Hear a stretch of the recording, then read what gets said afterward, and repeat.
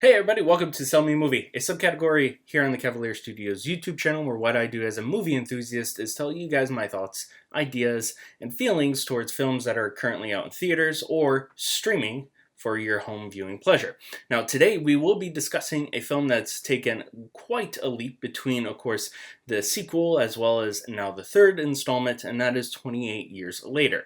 Now with a massive time jump between the original 28 Days Later and now, to remind you all that the virus in the film franchise is considered as a rage virus. It is infecting people and making zombies. It was only released out in the public because of the group of animal rights activists break into a lab where they release monkeys who had the virus. And obviously they release it out into the public with the monkeys and it affects humans. Now this is the first film.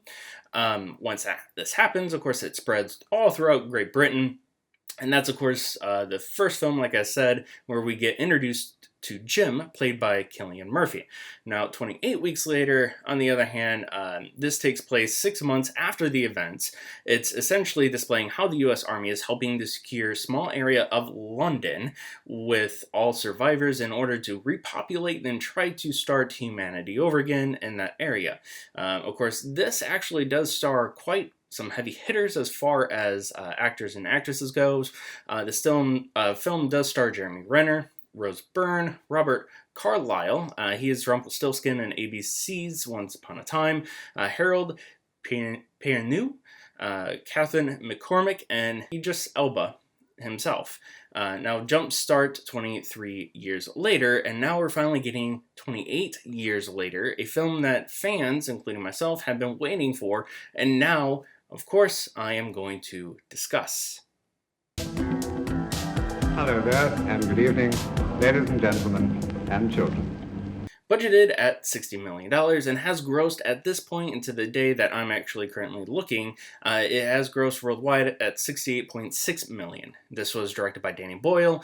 He's done big hits like 127 Hours, Slumdog Millionaires, Trainspotting, and 28 Days Later. Now, it was written by a man that I didn't realize written these films that are out there and honestly a big fan of, and this is Alex Garland. He's best known for many of his A24 films, which I'm a big fan of A24, like Civil War, Ex Machina, Men, Warfare, but also films outside of that realm like Annihilation and the Judge Dredd remake. In the film, we do have Jodie Comer playing Isla, Aaron Taylor-Johnson, who plays her husband Jamie. Dr. Kelson is being played by Ralph Fiennes, and young actor Alfie Williams, who is playing Spike. Aaron Taylor-Johnson has been a workhorse this year, in my opinion, because he's done things such as Nosferatu, which you can see my review of that here. Kraven the Hunter, which is, of course, a take on the Spider-Man villain Kraven, and now this. Except the fact that he's really not the main character in this film. This film mainly takes place on Lindisfarne Island, known as Thumberland, England, also known as the Holy Island, if you're familiar with that area, and I do apologize for mispronunciation. We're shown how the spread of the virus has not only affected Great Britain, but also Scotland and Ireland as well, which the trailers and advertisements, they don't really display the full story, which is perfect, mind you. From what the trailers show is literally a little less than half of what the movie truly is, which again, great. It kind of gets the audience wanting to go see it because, I mean, don't get me wrong, Aaron Taylor-Johnson steals the light whenever he's on screen, but the story is actually about Jodie's character, Isla, and her son Spike. In the beginning of the film, we understand that Isla is sick, and not with the actual virus that we know of, but something else. She experiences memory loss, mood swings, and minor enraged moments. Spike asks his father, Jamie, what's wrong with his mom, but Jamie doesn't really explain. He's kind of just pushes it away, pushes it off. However, you see how much of a burden or toll it is on Jamie in taking care of his wife. Afterwards, of course, Jamie and Spike go off as it's Spike's 12th birthday to get his first zombie kill. as what seems to be an initiation of the town as for the people who live there looking to be, I believe, gatherers. So I don't know if it's for everybody or just people who's looking to be gatherers who go out and get some supplies. Now, the first half of the film is exactly what the first two films have provided us in the past. You have the shaky cameras, uneasy sequences of not knowing what's going to happen, and honestly, it does that a lot, especially when it comes to the kid Spike. Gore, no, overall a phenomenal zombie film. We're also introduced to what is known as a alpha, because I don't know if they had this in 28 weeks later or 28 days, but from my understanding is this is the first time that we're introduced to it.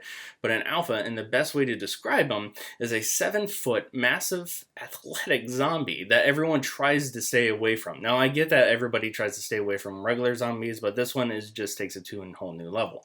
My only gripe of the film, though, is that they show at many moments where the infected becoming in large bodies of water, and mainly because they kill an alpha, he ends up being in like the main water supply, I believe. And at that point, honestly, so how are they not getting contaminated by this? So that's the only issue I have. During Spike's and Jamie's outing together, like I said, it's the next level zombie of horror. The other half, though, plays as a survival between a mother and son, as Spike is trying to find a doctor that Jamie told his son to stay away from. This is, of course, on the mainland.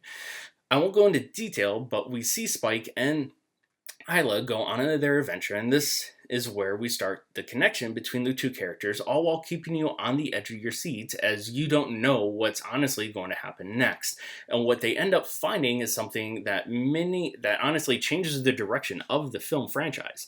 I'm not going to say exactly what, but we do get to see a little bit of humanity between Isla and shockingly a birthing infected, where the infected show signs of a normal person, so a normalcy. Like both of them, as she's given birth, they combine hands and everything together, and you see that sense of normalcy in the infected.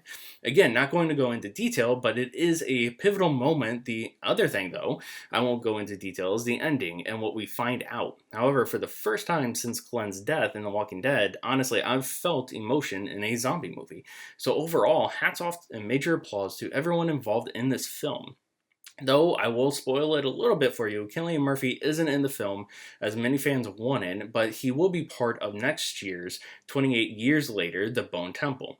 This film is carried by the full package, not The Bone Temple, but 28 Years Later is carried out by the full package, visual effects, story, and acting abilities from both Aaron Taylor Johnson, Alfie Williams, and Jodie Comer.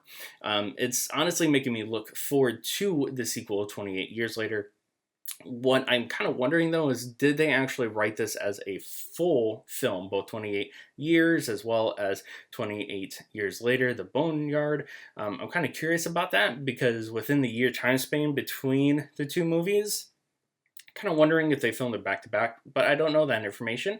But again, if you have seen 28 Years Later, leave a comment down below. Let me know what you guys feel about it. Don't forget to subscribe and follow us on all social platforms. I'll see you next time for the next review.